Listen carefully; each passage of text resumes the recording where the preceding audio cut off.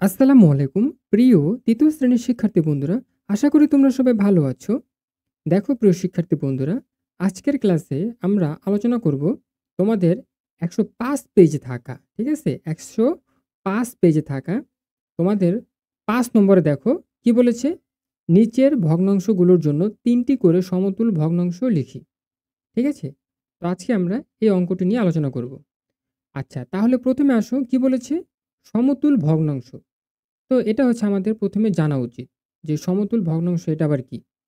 আচ্ছা, তাহলে দেখো আমরা ১ম এ কি জানব? সমতুল ভগ্নাংশ। ২ বা ততোধিক ভগ্নাংশের মান সমান হলে তাকে সমতুল ভগ্নাংশ বলে। ২ বা ততোধিক ভগ্নাংশের মান সমান হলে তাকে সমতুল ভগ্নাংশ বলে। আচ্ছা, এখন আমরা যদি এই কথার সাথে যদি প্র্যাকটিক্যালি দেখে তাহলে বিষয়টা তোমরা খুব ভালো বুঝতে পারবে। ঠিক আছে? আচ্ছা, এখানে দেখো এই যে ১ম ঘরে এখানে ভগ্নাংশ কত আছে? ২ ভাগের ১ অংশ। ঠিক আছে? আচ্ছা, আমরা যদি একটু ক্যালকুলেটরে দেখাই তাহলে বিষয়টি তোমরা ভালো বুঝতে পারবে। ঠিক আছে? আচ্ছা, তাহলে দেখো আমরা ক্যালকুলেটর নিই। এখানে দেখো ২ ভাগ ১ দাও। ঠিক আছে? ২ ভাগ হচ্ছে ১। আচ্ছা, দেখো কত আসে? ২ আসে। এরপর দেখো ২ নম্বর ঘরে দেখো। ২ নম্বর ঘরে কত আছে? ৪ ভাগ ২। ৪ ভাগ হচ্ছে ২। কত আসে? ২। আচ্ছা, তাহলে আমরা ১ম ঘরেও ২ পেলাম, ২য় ঘরে ২ পেলাম। এরপর দেখো ৩ নম্বর ঘরে দেখো ৬ ভাগ হচ্ছে কত? ৩। কত? তাহলে ৩ নম্বর ঘরও কত আসতেছে? ২ আসতেছে। ঠিক আছে? আচ্ছা, এরপর দেখো ৪ নম্বর ঘরে ৮, দেখো ৮ ভাগ হচ্ছে কত? ৪। তাহলে কত আসে? ২। তাহলে কি? প্রত্যেকটি ঘরে কিন্তু একই মান বের হচ্ছে। ঠিক আছে? তাহলে দেখো এখানে কি বলেছে? ২ বা ততোধিক ভগ্নাংশের মান সমান হলে তাকে সমতুল ভগ্নাংশ বলে। তাহলে কি? এটা আমরা খুব সহজে বুঝতে পারলাম। তাই তো? আচ্ছা। এখন আসো, এখানে ১ম ঘরে ভগ্নাংশ কত আছে? ২ ভাগের ১ অংশ। ঠিক আছে? দেখো, যখন আমরা ২য় ঘরে আসবো, তখন দেখো ভগ্নাংশ এটাই থাকবে।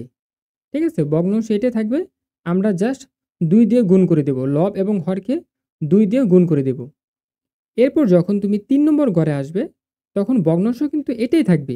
ভগ্নাংশ ২ ভাগের ১ অংশই থাকবে। তখন তুমি ৩ দিয়ে গুণ করে দেবে। লব এবং হরকে ওই ৩ দিয়েই গুণ করে দিবে। এরপর যখন ৪ নম্বর ঘরে আসবে, তখন এই যে ভগ্নাংশ এটাই থাকবে। জাস্ট তুমি ৪ দিয়ে গুণ করে দেবে। লব এবং হরকে ৪ দিয়ে গুণ করে দেবে। ঠিক আছে? আবার দেখো, যদি ডান পাশে যদি আরো একটা ঘর থাকতো, তাহলে তুমি কি করতে? ভগ্নাংশ এটাই রেখে তুমি কি করতে? ৫ দিয়ে গুণ করে দিতে। ঠিক আছে?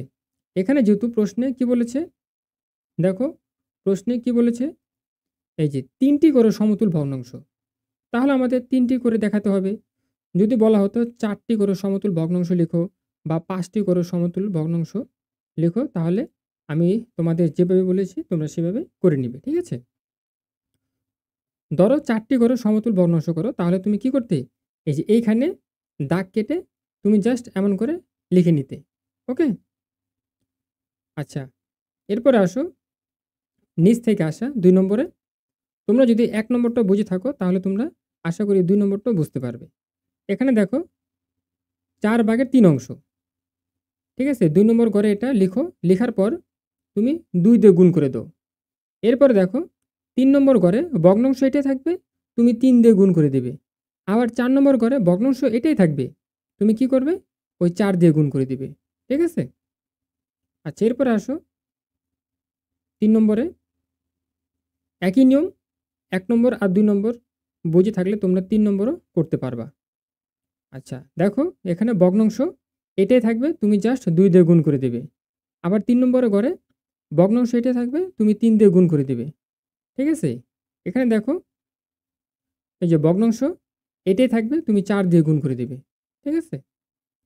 আচ্ছা, এরপরে আসো সর্বশেষ ৬ ভাগের ৫ অংশ। আচ্ছা, দেখো একইভাবে দেখো এই যে ৬ ভাগের ৫ এটা লিখে তুমি ২ দিয়ে গুণ করে দিবে। আবার যখন তুমি ৩ নম্বর ঘরে আসবা, তখন ভগ্নাংশ এটাকে রেখে তুমি ৩ দিয়ে লব এবং হরকে গুণ করে দিবে। এরপর দেখো ৪ নম্বর ঘরে ভগ্নাংশ এটা রেখে তুমি ৪ দিয়ে গুণ করে দিবে। ঠিক আছে? সামনে যদি আরো একটা ঘর থাকতো তাহলে তুমি কি করতে? ভগ্নাংশ এটা রেখে তুমি ৫ দিয়ে গুণ করে দিতে। ওকে? আচ্ছা, আশা করি প্রিয় শিক্ষার্থী বন্ধুরা তোমরা এই অঙ্কটি বুঝতে পেরেছ।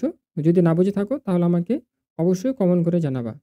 আর আরেকটা কথা বলতে হয়, তোমরা কে কোন জেলা থেকে এই ভিডিওটি দেখছো তোমরা অবশ্যই কমেন্ট করে জানাবা। ঠিক আছে? তাহলে প্রিয় শিক্ষার্থী বন্ধুরা ভিডিওটি আজ এ পর্যন্তই।